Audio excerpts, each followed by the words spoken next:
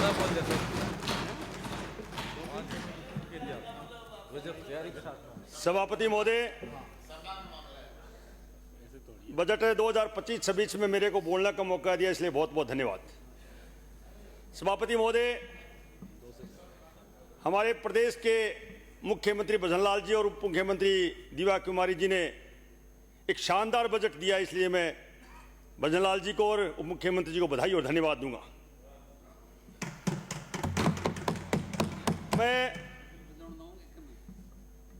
बधाई धन्यवाद देते, मेरे 8 करोड़ जनता राजस्थान की बधाई दे रही है कि किसान, गरीब, महिला सबका बजट है और इस बजट में सबका ध्यान रखते हुए विपक्ष को कुछ बोलने का मौका नहीं मिल रहा था, इसलिए विपक्ष कोई बात देख रहा था, कोई बात बिना बात के आज विपक्ष बाहर बैठा है, ये दुर्भाग्य की बात है। मैं सभापति महोदय, राजस्थान विधानसभा का ये काला अध्याय, इस राजस्थान विधानसभा को तार तार करने वाला अध्याय है। प्रदेश के एक पार्टी के मुखिया जिस तरह इस विधानसभा में एक ओछी बात कह के इस आसन का अपमान किया है, मैं इस भाषण के अनुसार मैं उनका भर्त्सना करता हूं, उनका निंदा करता हूं कि ऐसी भाषा।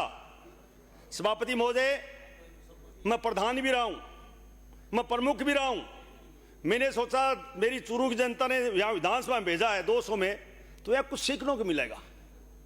पर यहाँ आके मैंने देखा है, वहां जब मैं प्रधान था तो मेरी सीट का इस सीट का इतना सम्मान होता था, मैं जिला प्रमुख था इतना सम्मान होता था, मगर टोडासरा जी, लक्ष्मण आने वाले विधायक महोदय कह रहे थे कि मेरे को चौथी बार जनता ने भेजा है।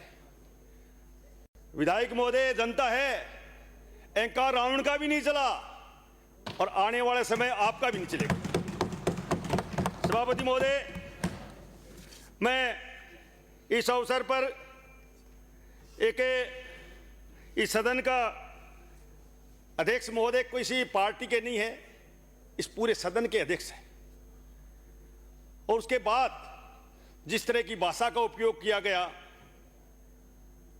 मैं हमारे अध्यक्ष जी एक अच्छे शिक्षक रहे, एक अच्छे शिक्षा मंत्री हैं और एक अच्छे विधानसभा अध्यक्ष हैं, उनके बारे में कुछ बोला है तो इस संविधान पर आंच, ये संविधान का अपमान है।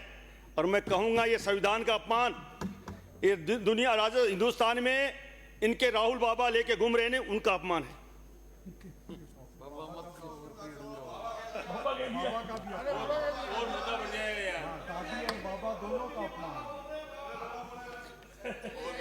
एक सभापति महोदय, एक दादी का सम्मान, हमारे यहाँ विधानसभा में कहा गया, दादी से घर चलता था। बचपन में देखते थे घर में अगर खाना भी खिलाती दादी तो सबसे पहले बच्चों को खिला के सबको खिलाती थी। दादी का इतना सम्मान था, उसमें बवाल करके बाहर गए हैं। मेरे समझ की पारे की बात है। अध्यक्ष सभापति महोदय, मैं सर्वप्रथम धन्यवाद देना चाहूँगा मुख्यमंत्री महोदय को, जिन्होंने विकास की कल्याणकारी को दिक दृष्टिकोण रखते हुए 120 पन्नों के ये बजट ही प्रस्तुत किया। राजस्थान का ये बजट विकसित, शिक्षित और खुशहाल राजस्थान बनाने के समृद्ध है। बजट की लिखी गई हर बात पूरा करने का सरकार का कार्य है, कर्तव्य है। हमारी सरकार पूर्णतः कांग्रेस सरकार की तरह थोथी घोषणा नहीं करती, नहीं बल्कि पूरी करने की हिम्मत रखती है, जिसे देखा भी जा सकता है। हमारी सरकार ने जन घोषणा पत्र में 58% घोषणा केवल 1.25 साल में पूर्ण की है। साथ ही 73% घोषणा धरती उतारने का काम किया है। कांग्रेस की तरह घोषणा भीड़ नहीं है। मैं मुख्यमंत्री जी को इसलिए आभार व्यक्त करना चाहूँगा कि 70 साल की आज़ादी के बाद मेरे चूरू जिले को भूगोलिक दृष्टि से देखते हुए मरुस्थलीय जिला बनाया है। मैं मुख्यमंत्री जी को बधाई और धन्यवाद दूंगा। 70 साल में इस कांग्रेस ने कभी सोचा ही नहीं था कि चूरू जिला मरुस्थलीय जिला बन सकता है। किसान वर्ग से आता हूं और कृषि बजट पैरा नंबर 164 में किसान को किसानी के लिए 110,000 करोड़ रुपए के ज़्यादा घोषणा की गई। कुल बजट 12.5% पिछली कृषि बजट से 15% ज़्यादा बढ़ोतरी कर किसान की खुशहाली के लिए बहुत ही कार्य किया है।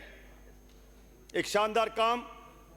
बात करते किसान का चोला पहनने वाले कांग्रेस लोगों को कहना चाहूँगा कि कभी किसान की बात नहीं सोची थी।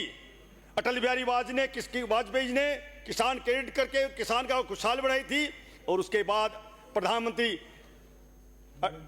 नरेंद्र मोदी जी ने 6,000 रुपये सम्मान निधि देके किसान का सम्मान किया था, और उसके बाद 2014 में दे दिया था प्रधानमंत्री जी ने। इनकी तो 19 से लेकर 23 तक सरकार रही थी, कभी किसान की बात करते 100 रुपये देते, और हमारी भजनलाल जी सरकार ने आते ही 2,000 बढ़ा के 8,000 किए, और इस बजट में 9,000 रुपये किए, और आने वाले समय में 12,000 रुपये करेंगे। ये भजनलाल सरकार गरीब और किसान की सरकार है। सभापति महोदय, हमारी सरकार ने खेलों में बढ़ावा देने के लिए अनेक काम किए। इस बजट में चूरू जिले में खेल स्कूल खोल के सरकार का निर्णय, इसके लिए मैं मुख्यमंत्री जी को धन्यवाद दूंगा। सभापति महोदय, शहर की सड़कों को बनाना तो एक आम बात थी, किंतु जरूरी गांव में रहने वाले 5 गांव में सड़कों को जोड़ने के लिए हमारी सरकार ने अटल सड़क बनाने का जो काम किया है, उसके लिए मैं बधाई और धन्यवाद दूंगा।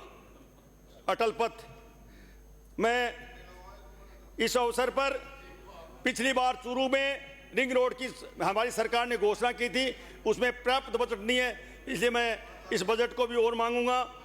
हमारे चूरू में जयपुर से जोड़ने वाला ओवरब्रिज था, उसमें स्थगित हो गया, इसलिए उसको 75 करोड़ रुपए की मांग करूंगा। 5 करोड़ रुपए सिरसिला के अंडरब्रिज की मांग करूंगा। मिनी सचिवालय के लिए 60 करोड़ रुपए की मांग की इस बजट में। मेरा आरोप है पिछली कांग्रेस सरकार में जिन्होंने खाद्य सुरक्षा के नाम पर कोई नाम नहीं जोड़ा, हमारी सरकार ने 10 लाख लोगों के नाम जोड़ने का काम कर रही है। मैं बधाई और धन्यवाद दूंगा मुख्यमंत्री जी को और खाद्य मंत्री जी को। चूरू जिले में सार्वजनिक का युक्त पानी के लोगों को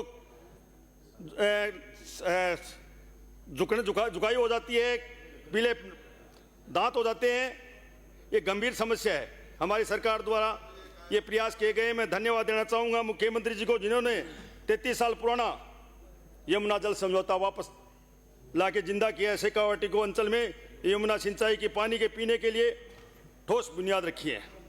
मुझे प्रसन्नता इस बात की है कि यमुना के पानी का सबसे बड़ा जलाशय चूरू के बनेगा, जिसके लिए भूमि तलाश की प्रारंभ कर चुके हैं। वह दिन दूर नहीं जब हरियाणा का ताजावाला हेड से पानी चलकर चूरू की धरती पर आएगा। सभापति महोदय, कांग्रेस पार्टी ने राजस्थान में 50 वर्ष से अधिक राज किया, परंतु